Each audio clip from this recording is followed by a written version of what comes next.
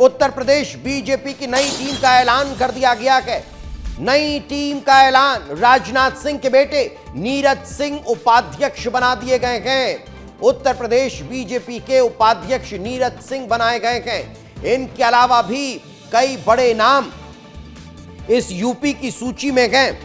उत्तर प्रदेश में भारतीय जनता पार्टी संगठन की नई टीम का ऐलान यूपी में होता हुआ नजर आ रहा है और यही कारण है कि यूपी में संगठन में बदलाव जो है वो देखने को मिल रहा है। जो जानकारी है वो बताई जा रही है। 19 उपाध्यक्ष बनाए गए हैं और 8 महामंत्री इस नई टीम में शामिल किए गए हैं। यही कारण है कि ये टीम बहुत बड़ी और बहुत महत्वपूर्ण इस लिहाज से हो जाती है कि हाल ही में अब आने वाले साल में उत्तर प्रदेश में चुनाव होना है और यही टीम अब उत्तर प्रदेश में चुनाव संपन्न कराती हुई नजर आएगी। नवीन टीम, और ये जो नवीन टीम है ये यंगस्टर्स के हाथों में रहने वाली है।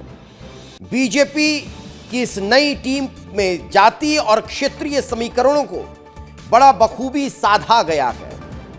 यही कारण है कि 19 उपाध्यक्ष और 8 महामंत्री बनाए गए हैं। इसके अलावा 46 मंत्री, क्षेत्रीय और मोर्चा प्रभारी भी यहां पर नियुक्त कर दिए गए हैं।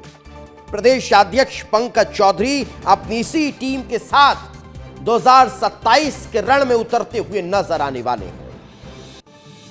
सुरेश राणा, सत्यपाल सैनी, ब्रज बहादुर, डॉक्टर धर्मेंद्र सिंह, मोहित बेनीवाल समेत 19 नेताओं को उपाध्यक्ष बनाया गया है और इस वक्त ग्रुप एडिटर ब्रजेश राजपूत जी हमारे साथ जुड़ चुके हैं। उन्हीं से बातचीत करते हैं। ब्रजेश जी, ये जंबो टीम जो उत्तर प्रदेश में आज जारी की गई है, यही अब 2027 के चुनाव में फतह दिलाती हुई नजर आने वाली है बीजेपी? निश्चित ही अभी तो बीजेपी के सामने सबसे बड़ी चुनौती ये जो उत्तर प्रदेश में आने वाले चुनाव हैं उससे जूझना है। तो उस जैसे मध्य प्रदेश की कार्य समिति आई थी अभी 2 दिन पहले, तब से अनुमान लगने लगा था कि अब उत्तर प्रदेश की भी कार्य समिति आ जाएगी और जो कि इतनी विस्तारित होगी। यहाँ पर हम सब जानते हैं उत्तर प्रदेश बहुत बड़ा राज्य है, तो इसलिए इसकी जो समिति है बहुत बड़ी आई है और इसमें सभी गुटों को साधने की कोशिश की है।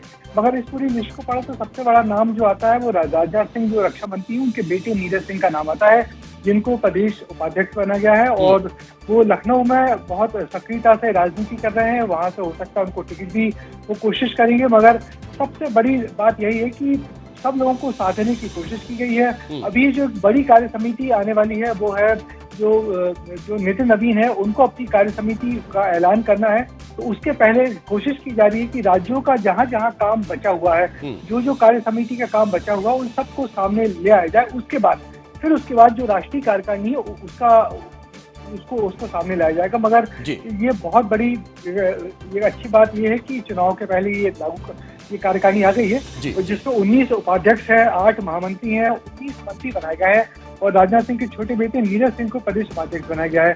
जो कृष्ण बिहारी राय है और पूजा पाल है, उनको भी उपाध्यक्ष बना दिया गया है। कुल मिलाकर सभी गुटों को साधने की बिल्कुल उत्तर प्रदेश में बड़ी टीम का ऐलान कर दिया गया है। लेकिन मैं सर आपको रोकना चाहूंगा और चाहूंगा कि आप साथ में रहें, आगे भी आपसे चर्चा करेंगे। एक और बड़ी खबर, बीजेपी में बड़े बदलाव की उल्टी गिनती शुरू हो चुकी है। नई राष्ट्रीय कार्यकारिणी का ऐलान भी जल्द संभव है। अगले हफ्ते तक नई टीम का ऐलान हो सकता है। ये बड़ी जानकारी, युवा चेहरों को बड़ी जिम्मेदारी मिल सकती है। कई पुराने नेताओं की भूमिका में भी बदलाव के संकेत मिल रहे हैं। राज्यों के समीकरण साधने की भी तैयारी में बीजेपी दिखाई दे रही है।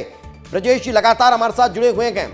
सर, अभी तक तो हम यूपी का डिस्कस कर रहे थे, हमने मध्य प्रदेश की सूची को लेकर बातचीत की, लेकिन अब नितिन नवीन की नवीन टीम को लेकर भी अटकलें तेज हैं।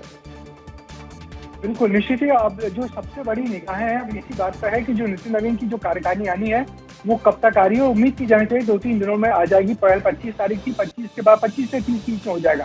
इस कार्यकारिणी की सबसे खास बात है कि इस नितिन नवीन की टीम में जो युवाओं को तवज्जो दी गई है। आप देखोगे उनके आसपास आजकल ज्यादा से ज्यादा युवा चेहरे दिख रहे हैं, चाहे वो अनुराग ठाकुर हैं, वीडी शर्मा हो, हिमाचल से अनुराग ठाकुर का नाम एकदम पक्का है, मध्य प्रदेश से वीडी शर्मा का नाम एकदम पक्का है, राघव चड्ढा भी, उनको भी जिम्मेदारी मिल सकती है।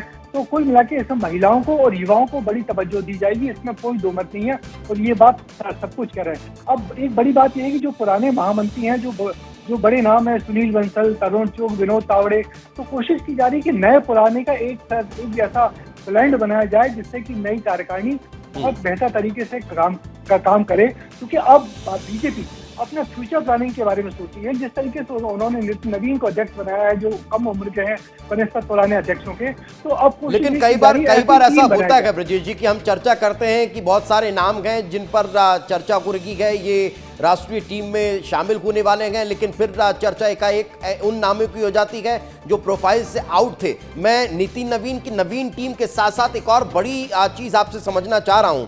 भारतीय जनता पार्टी का सबसे बड़ा जो संगठनात्मक ढांचा होता है जिसे हम कोर टीम कहते हैं, उस कोर टीम में भी जब बदलाव की चर्चा तेज हो चुकी है, तो क्या मध्य प्रदेश के प्रतिनिधित्व को हम देख रहे हैं? क्योंकि अभी तो सत्यनारायण जटिया है, इसके अलावा क्या आप कोई और नाम? देखिए, एक बड़ा नाम शिवराज सिंह चौहान का भी चल रहा है, जो बीजेपी की संसदीय कार्यकारिणी है, जो सबसे बड़ी अपेक्स बॉडी होती है, जो सारे फैसले तय करती है, संसदीय दल, तो उसमें शिवराज सिंह चौहान का नाम भी आ सकता है, ऐसी कयासबाजी की जा रही है। मगर जहां तक नितिन नवीन की बात करें, नितिन नवीन की अब जो टीम है उसमें जो आने वाले राज्य हैं जहाँ चुनाव है, जैसे यूपी, गुजरात, पंजाब, उत्तराखंड और हिमाचल, तो इन राज्यों पे ज्यादा फोकस होगा। इन राज्यों से कार्यकर्ताओं को लाया जाएगा। उनकी कार्यकारिणी मध्य प्रदेश से दो नाम एकदम तय लग रहे हैं, वो है वी डी शर्मा और कविता पाटीदार। इनके अलावा कुछ तीसरा नाम भी आ सकता, मगर ये दो नाम एकदम मजबूती से दिखाई दे रहे हैं, लोग कह भी रहे हैं इनके बारे में। मगर आपने सही कहा, जो संसदीय दल है, जो सबसे अपेक्स बॉडी होती है, जो बड़े फैसले लेती है, जो मुख्यमंत्री चुनती है, उसमें जहां तक है कि इस बार शिवराज सिंह चौहान की एंट्री हो जानी चाहिए, क्योंकि वो पहले भी थे, पहले भी रह चुके उस बॉडी में, पहले भी रह चुके, पर पहले वो बहुत लंबे समय से रहे। जब वो युवा मोर्चा के अध्यक्ष थे उस समय से रहे हैं, और उस समय से वो लंबे समय तक रहे। मुख्यमंत्री के बने रहने के दौरान भी उनको रखा गया। उनकी कोई बहुत खास भूमिका नहीं होती थी, मगर कार्यकारिणी में संसदीय दल में रहे, और उनको बहुत बड़ा इस बात का जिक्र करते थे कि बहुत बड़ा सम्मान का पद होता है और मुझे एक सम्मान मिला हुआ है। आपसी बातचीत इस बात की बात करती थी, और बीच में उनको बाहर कर दिया गया था, और जो थावरचंद गहलोत थे उनको अंदर किया गया था। तो अब लग रहा है कि क्योंकि मध्य प्रदेश से कई नाम रखे गए, सुषमा स्वराज रखी गए, थावरचंद गहलोत रखे गए, शिवराज सिंह चौहान रखे गए, अब सत्यनारायण जटिया है। लेकिन अब देखने वाली बात होगी कि जिसका आप जिक्र कर रखे हैं कि एक बार फिर क्या शिवराज सिंह चौहान का मौका मिलता है या फिर मध्य प्रदेश में किसी और को प्रतिनिधित्व संसदीय दल में मिलता है। फिलहाल बहुत बहुत शुक्रिया हमारे साथ चर्चा में जुड़ने के लिए।